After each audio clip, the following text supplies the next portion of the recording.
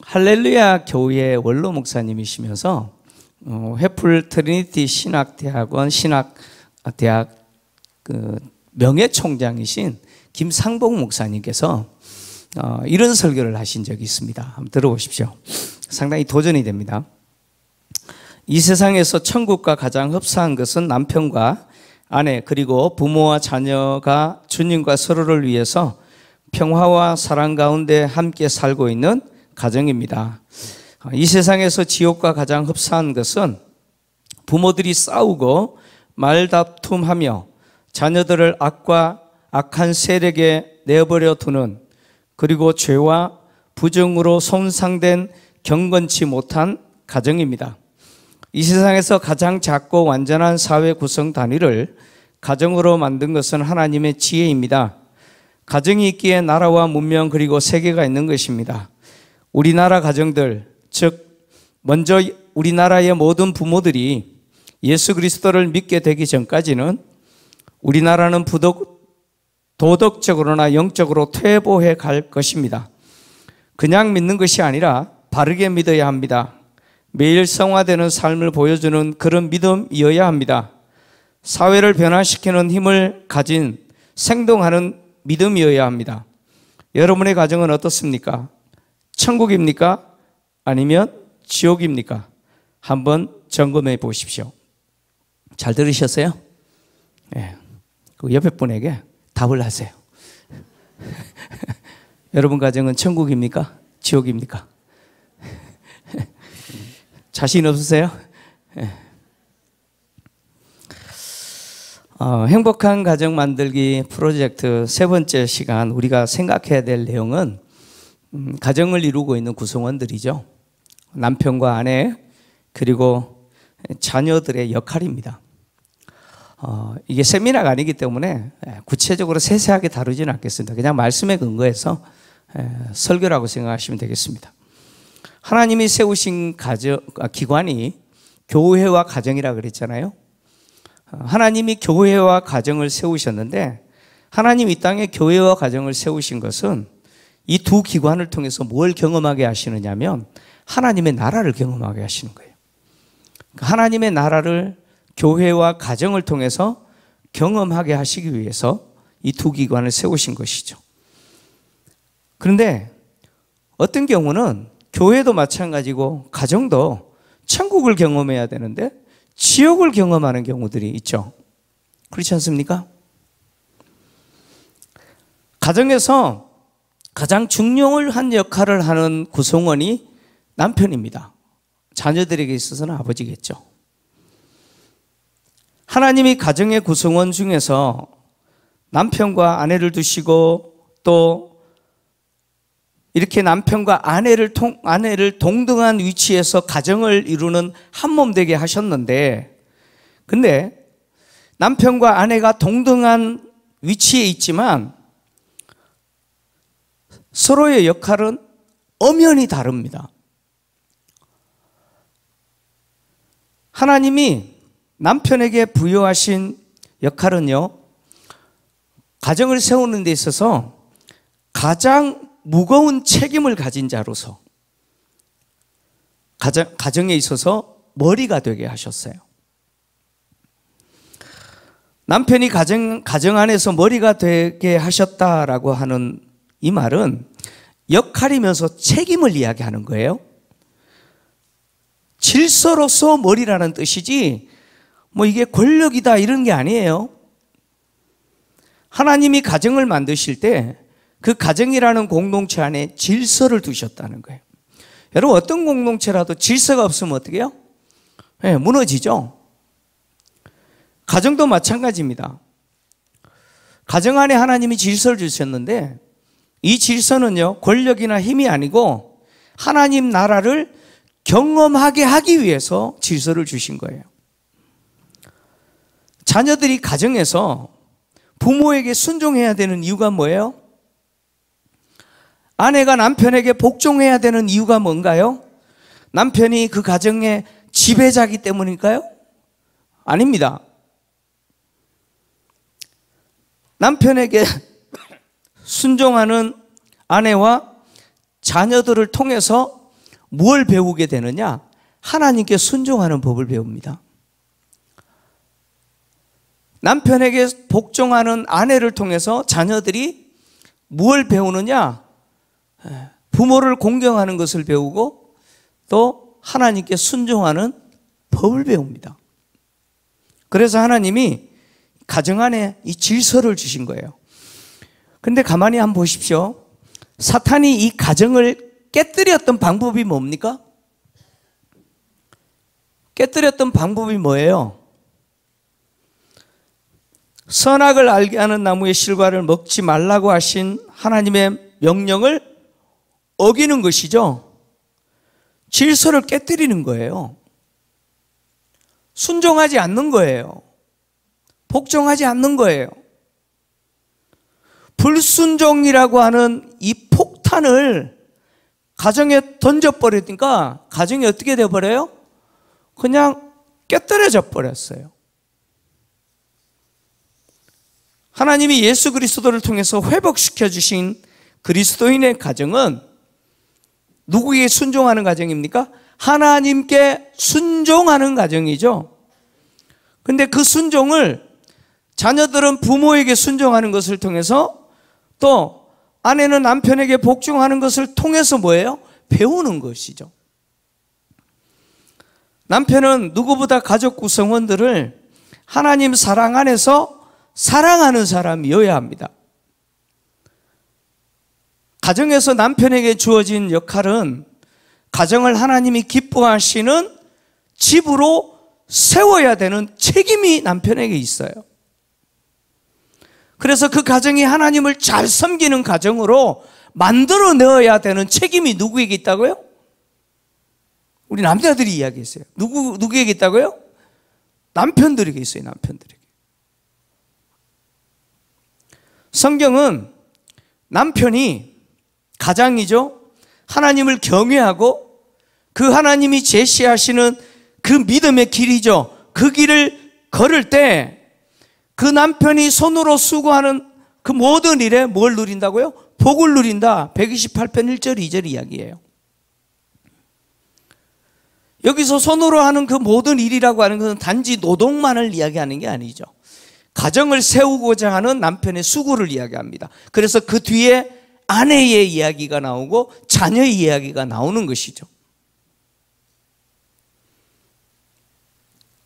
아내와 자녀들은 가정을 이루는 구성원 아닙니까? 그죠? 근데 그 아내는 결실한 포도나무 같다. 자녀들은요, 어린 감람나무 같다라고 이야기하잖아요. 포도나무와 감람나무는 팔레스타인 땅에서는 없어서는 안 될 너무나 중요한 유실수 아닙니까? 가정 안에서 아내와 자녀들이 그런 존재가 되게 해주겠다라고 하는 거죠. 어떤 사람에게요? 하나님을 경외하고 그 길을 걸어가는 가장 남편 있는 그 집을 그렇게 해주겠다는 것이죠.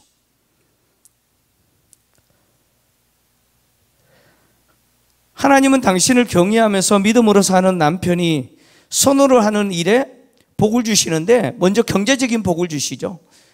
그 손으로 수고한 것 누가 먹게 합니까? 그 가정이 얻도록 해주시는 거죠. 고대 시대는 내가 아무리 수고해도 내가 못 먹는 경우가 있어요. 재앙이 들거나 뭐 여러 가지 병충해가 있거나 해충이 들거나 기근이 들거나 이런 요인들로 인해서 아무리 땀을 흘리고 수고해도 그 가정이 그것을 못 누리는 경우들이 너무 많았습니다. 그런데 하나님이 그렇게 하지 않겠다는 거예요. 남편이 땀을 흘리고 수고하는 그 노동의 일에 대해서 하나님이 소득을 주시겠다는 거예요. 그래서 가정을 세우도록 하시겠다는 것이죠. 그래서 남편을 통해서 가정의 경제적인 필요들을 하나님이 공급해 주심으로 그 가정은 어떤 가정입니까? 풍요를 누리는 가정이 되겠죠. 그죠? 풍요를 누리는 가정이 됩니다. 행복하고 형통한 가정이 되는 것이죠. 남편이 아내에게 줘야 되는 게 있어요. 월급 봉투 줘야죠. 그죠? 주셔야 하잖아요. 그죠? 남편이 아내에게 줘야 되는 거는 월급 봉투만 주는 게 아니에요. 아버지가 자녀들에게 주는 것은 용돈만이 아니라는 거예요. 오늘 성경이 말하는 것은 경제적인 필요도 하나님이 채워주시겠다고 하는 약속이지만 더 중요한 것은 그 남편으로 하여금 아내에게 정말 주어야 되는 것, 자녀들에게 정말 주어야 되는 게 뭐냐면 하나님을 경외하는 모습이라는 거예요. 그 가정을 책임지고 있는 남편과 아버지가 하나님을 경외하고 하나님이 말씀하시는 그 길을 걸어가는 그 모습을 보여줘야 된다는 거예요. 남편이 아내에게 정말 줘야 되는 것은 물론 월급 봉투도 줘야 되지만 샤넬 백도 줘야 되지만 더 중요한 건 하나님을 줘야 되는 거예요. 아멘입니까? 남편이 아내에게 줘야 되는 거는 하나님을 줘야 돼요. 아버지가 자녀들에게 줘야 되는 거는 뭐냐면 하나님을 주셔야 돼요. 그게 아버지의 역할이라는 거예요. 뿐만 아니라 남편은 하나님을 사랑하듯이 아내도 사랑하고 자녀들도 사랑해야 돼요. 아내는 사랑을 먹고 사는 존재잖아요. 그죠? 여러분, 남편이 아내를 어떻게 사랑합니까? 내 방식대로 사랑하면 안 돼요. 아내들이 어떻게 했을 때 내가 사랑받는다라고 하는 생각을 갖게 해야 돼요. 남자와 여자는 태생적으로 다릅니다. 기질적으로도 다르고요. 여성들은 어떤 경우에 사랑을 받는다고 생각하느냐? 제가 여자는 아니지만 제가 지금 23년째 결혼 생활하고 있는데 요즘 터득한 거예요. 여성들은 어떨 때 사랑받는다고 느끼냐면 이런 거예요. 아내들은요, 자기 생일 잊어버린 남편 절대 용서 못해요. 맞아요, 틀려요? 남자들은 아내가 혹시 내 생일 잊어버리고 가도 그거 별거 중요하게 생각 안 해요. 중요한 생각하는 분들도 있겠지만 대체적으로 제 성향 보면 그래요. 아, 뭐 잊어버릴 만한 상황이 됐으니까 잊어버렸겠지. 미역국 안 끓여줘도 그냥 대수롭지 않게 넘어가요. 근데 여성들은요, 벌써 한 달 전부터 계획하고 있어요. 남편이 어떻게 해줄 것을 계획하고 있죠. 그런데 모르고 지나갔다? 용서가 안 돼요. 용서가 안 돼요. 예? 맞죠? 여성분들은 큰 걸 무언가 해줘서 감동하는 게 아니에요. 제가 경험한 건데요. 오해는 하지 마시고, 우리 집사람 욕하지 마시고요. 예. 한번 이렇게 지나가잖아요. 그러면 눈치채고는 뭐 설거지 해주고 별것 다 해도 해결이 안 돼요. 해결이 안 돼요. 예. 해결 안 돼요. 여성들은 큰 걸 원하는 게 아니에요. 작은 거 그거 관심 가져주고 작은 감정의 변화도 놓치지 말고 무슨 일이냐고 물어봐주고 고민 있을 때 들어주는 그거면 충분해요. 그것으로도 아내는 내가 사랑받고 있구나 이 생각이 들어요. 맞죠? 뭐 예 그러잖아요. 여성들은 그것을 사랑받는다고 느끼는 거예요. 그래서 남편들이 하나님을 사랑하듯이 아내를 사랑한다라고 하는 것은 사실 성경은 하나님을 아버지라고 표현하지만 하나님이 우리에게 보여주시는 그 사랑은요, 아버지 사랑이 아니라 어머니의 사랑이에요. 하나님은 작은 미묘한 감정의 떨림조차도 그냥 지나가지 않으시죠. 그죠? 하나님은 예리하게 마치 엄마가 그 자녀를 보듯이 그렇게 우리를 보시는 분이 누구예요? 하나님이고 하나님의 사랑 아닌가요? 남편이 아내를 사랑할 때 그런 것으로 사랑해야 된다는 거예요. 마치 하나님이 나를 사랑하시듯이 내가 아내의 그 작은 것조차도 관심을 가져주는 그런 사랑으로 아내를 사랑하십시오. 그러면 최고의 남편 될 거예요. 남편들 아멘 하셔야 돼요. 네. 그 다음에 가정의 구성원 가운데 두 번째 중요한 분이 아내죠. 아내. 아내는 남편과 동등한 위치에 있어요. 동등한 위치에서 가정을 세우는 사람이에요. 그러나 아내의 역할은 가정의 머리가 아닙니다. 이거 여러분 인정하셔야 돼요, 여자분들이. 성경은 그걸 분명하게 이야기합니다. 가정의 머리는 아내가 아닙니다.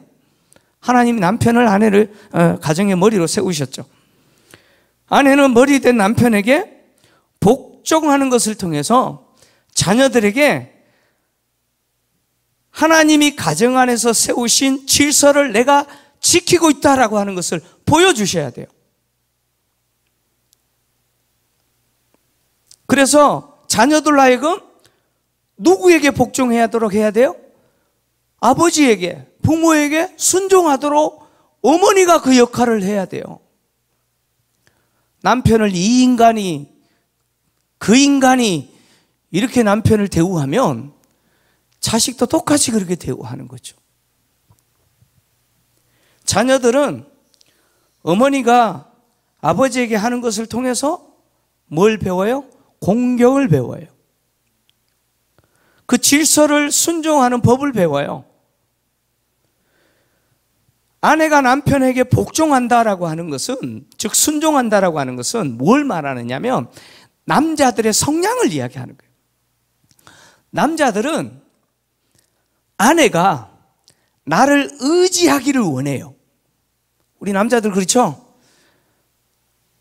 나를 무시해버리고 아내가 다 결정해버리면 어때요?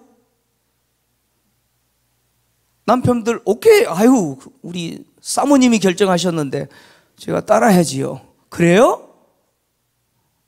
가정에 어떤 행사가 있어요? 근데 남편 무시해버리고 아내가 결정하면 돼요, 안 돼요?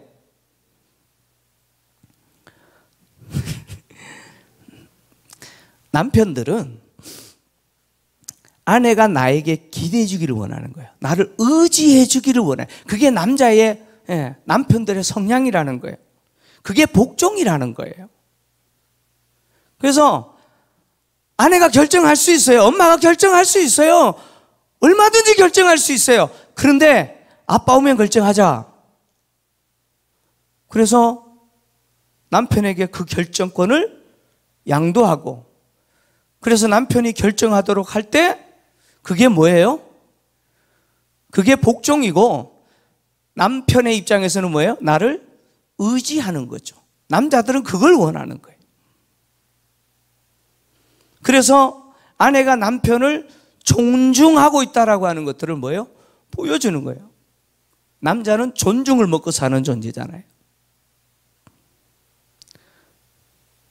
그래서 이렇게 하나님을 경외하고 믿음의 길을 걸어가는 그 남편이 있는, 그 아버지가 있는 집에 아내는 어떤 존재냐? 결실한 포도나무 같다, 이렇게 이야기합니다. 그러니까 아내의 역할이 무엇이냐? 결실한 포도나무 같은 역할을 한다는 것이죠. 결실한 포도나무라고 하는 것은 다산을 의미하는 겁니다. 많은 자녀를 낳을 것이다, 이런 뜻도 있어요. 많은 자녀를 낳는다. 여러분, 고대 시대에 저주 가운데 저주가 뭐냐면 아내가 자녀를 못 낳는 거예요. 우리 조선시대 칠거지약도 마찬가지잖아요. 결혼한 여인이 가장 복된 여인인 것은 뭐예요? 많은 자녀를 두는 거예요. 결실한 포도나무 같다라는 말은 이렇게 많은 자녀를 얻게 될 거다, 이런 약속이죠. 뿐만 아니라 이 다산만 약속하는 게 아니에요. 이 약속은 가정 안에서 아내가 어떤 역할을 하느냐. 여러분, 결실한 포도나무에서 나는 그 포도 열매는 뭐가 됩니까? 여러분, 포도주가 되는 거예요. 포도주는요, 기뻐하는 자에게 그 기쁨을 배가시키는 역할을 하고요, 고통스럽고 슬퍼하는 자에게는 이 포도주가 그 고통과 슬픔을 잊게 하는 역할을 하는 거죠. 가정 안에서 아내가 하는 역할이 바로 이런 역할이라는 거예요. 기뻐하는 남편과 좋아하는 아이들에게 그 기쁨과 즐거움을 배가시켜 줄 수 있는 아내, 힘들고 지치고 세상 일, 직장 생활에서 너무 스트레스 받아서 힘들어하는 남편,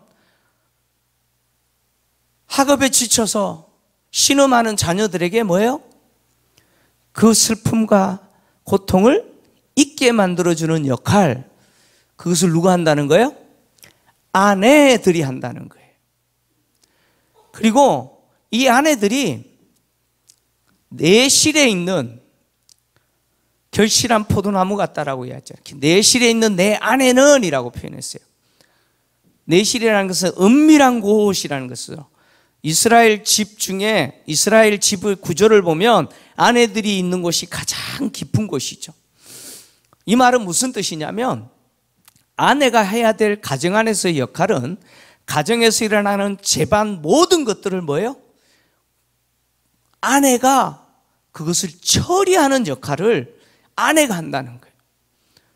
그래서 남편은 가정을 하나님이 기뻐하시는 가정으로 세워야 될 책임자이면서 아내는 실제로 그 가정 안에서 일어나는 수많은 재반적인 일들을 하나님이 기뻐하시는 일로 처리하는 역할을 아내들이 해야 된다는 거예요. 하나님을 경외하고 하나님이 시하는 그 믿음의 길을 걸어가는 그 남편과 아버지가 있는 그 집의 아내들을 그런 아내로 되게 만들어 주시겠다는 거예요. 아내들이 해야 될 역할이죠. 다시 말하면 아내들은 가정 안에서 없어서는 안 될 존재라는 거예요. 남편에게도 없어서는 안 될 존재가 아내고요, 자녀들에게도 없어서는 안 될 존재가 누구예요? 아내, 어머니라는 거예요. 이 중요한 역할을 하나님이 능히 하게 해주시겠다는 거예요. 세 번째 구성원들이 자녀들이죠.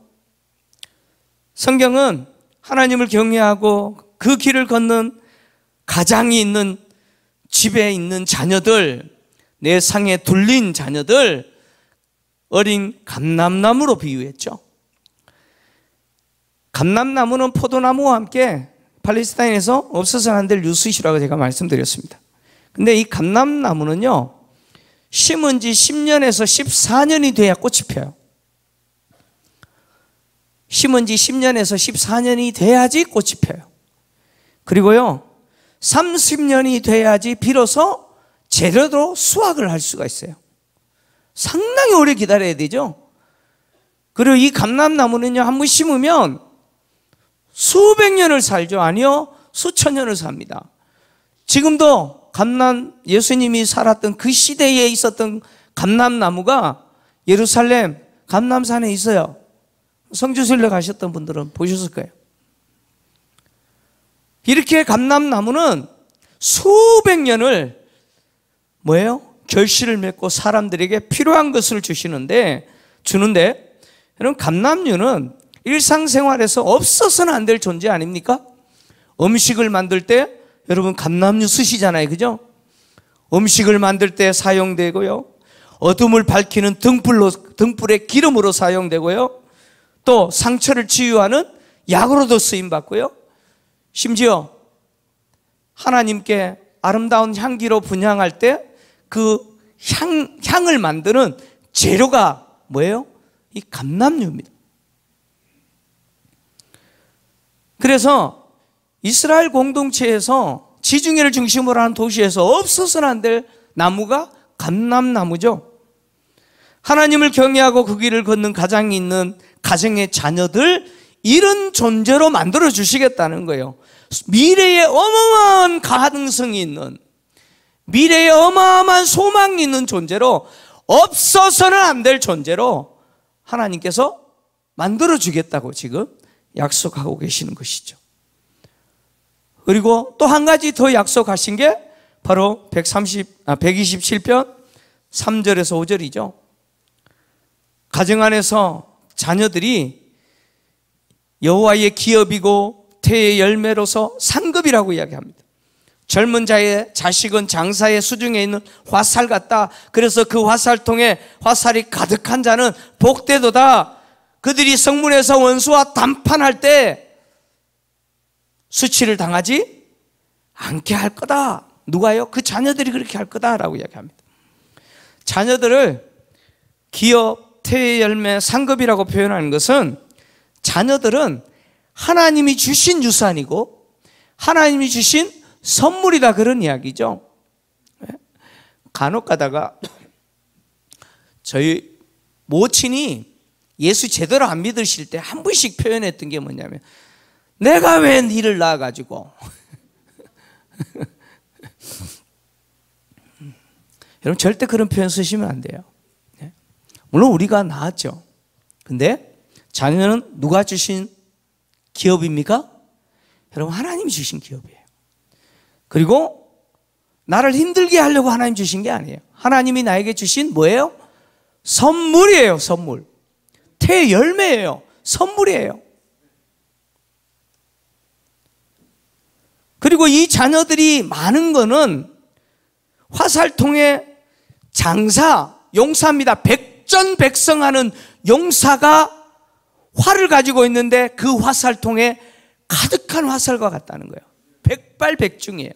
그 용사 이길 자 없죠. 그렇게 그 자녀들이 쓰임 받겠다는 거예요. 그래서 그 화살통에 가득한 그 자녀들이 성문에서 원수와 담판할 때 수치당하지 않게 하겠다. 다시 말하면 그 자녀들이 누구를 지키고 보호해요? 부모를 지키고 그 가정을 보호하는 역할을 자녀들이 한다는 거예요. 고대 시대의 성문은 재판하는 곳이죠. 이곳에서 원수와 법적인 다툼을 할 때 많은 자녀들을 둔 아버지는 수치를 당하지 않습니다. 그 자녀들이 아버지를 지키고 가정을 든든하게 지켜요. 이게 무슨 이야기냐면, 고대 시대는 힘 있는 자들이 힘 없는 자들을 약탈하는 경우들이 많았어요. 특히 자녀들이 없는 가정에 힘 있는 자들이 악한 정인들을 세워서 있지도 않는 일을 벌이고, 그래서 그가 가진 것들을 빼앗는, 약탈하는 그런 경우들이 많았다는 것이죠. 그런데 자녀들을 많이 둔 가정은 절대 그런 일 안 나간다는 거예요. 왜요? 자녀들이 정인이 되고 자녀들이 그 부모를 지키고 자녀들이 그 가정을 지키기 때문에, 그 가문을 지킨다는 거예요. 그 집을 지킨다는 거예요. 부모를 돌보는 자가 될 거라는 거예요. 여기서 중요한 게 뭐냐면, 그 화살통에 자녀된 화살을 가득 채우시는 분이 누구라는 거예요? 하나님이시라는 거예요. 하나님이 채워주신다는 거예요. 하나님이 그 가정에 유산으로 그렇게 주신다는 거예요. 선물로 주신다는 것이죠. 그래서 하나님이 가정에 자녀들을 주시는 목적은 뭐냐면, 자녀들이 부모를 돕고 부모를 지키고, 그리고 그 가문, 그 가정을 대를 이어서 뭐예요? 지키는 역할을 그 자녀들이 하게 될 거다라고 하는 것이죠. 김포제일교회 모든 성도들의 가정이 가정의 달을 맞이해서 저는 이런 가정이 되기를 함께 기도하고 꿈꿨으면 좋겠습니다. 저도 마찬가지죠. 저도 이런 가정 되기를 간절히 원합니다. 여러분, 자녀 농사만큼 힘든 게 없잖아요. 그죠? 내 손으로 잘 안 되잖아요. 네. 목사 자녀도 그런데 뭐 다른 분들 뭘 말해, 뭐 뻔한 거 아닙니까? 근데 여러분 꼭 기억하십시오. 자녀는 누가 주셨다고요? 하나님 주신 거예요. 하나님이 주셨다면 그 자녀의 인생 누가 책임지세요? 여러분, 하나님 책임지시다고 믿으셔야 돼요. 믿으셔야 돼요. 믿지 못하면 내가 어떻게 해보려고 해요. 그러니까 어떻게 해요? 자녀와의 관계가 계속 빗나가고 트러블 생기고 더 악화되고 그렇게 되는 것이죠. 믿으세요. 믿으세요. 그 아이를 향하신 하나님의 계획, 하나님 절대 포기하지 않으세요. 그래서 하나님은 그 자녀를 통해서 일하실 거예요. 하나님이 우리 가정에 주신 태의 열매요, 선물이요, 기업으로서 역할을 반드시 하게 하실 거라는 거예요. 그걸 믿으셔야 돼요. 마지막으로 정말 중요한 건데, 하나님이 이 복을 어디서 주시느냐? 시온에서 주신다 그랬어요. 128편 5절 6절 보시면 시온에서 이 복을 주신다 그랬어요. 그리고 예루살렘의 번영을 이야기하고 예루살렘의 평강을 이야기합니다. 다시 말하면 이스라엘 백성들 공동체의 가정은 예루살렘이 번영하고 예루살렘이 평강할 때 이 복을 누리게 될 거라는 거예요. 예루살렘의 번영, 예루살렘의 평강, 교회 이야기죠.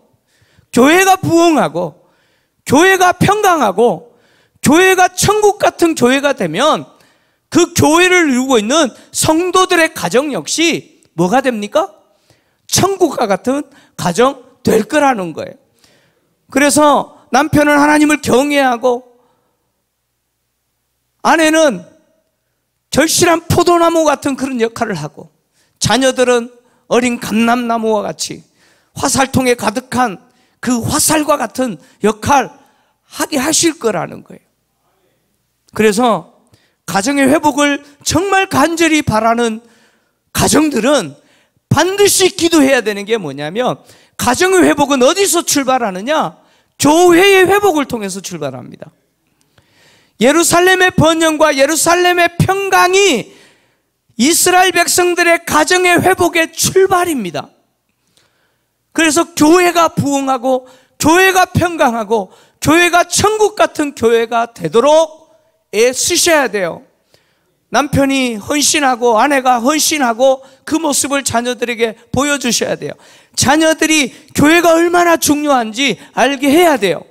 그래야 우리 세대뿐만 아니라 자녀 세대들까지 교회를 통해서 주시는 하나님의 그 은혜와 복을 어떻게 해요? 계속해서 누리게 되는 것이죠. 저는 우리 교회 성도님들이 이런 가정 되기를 주님의 이름으로 축원합니다.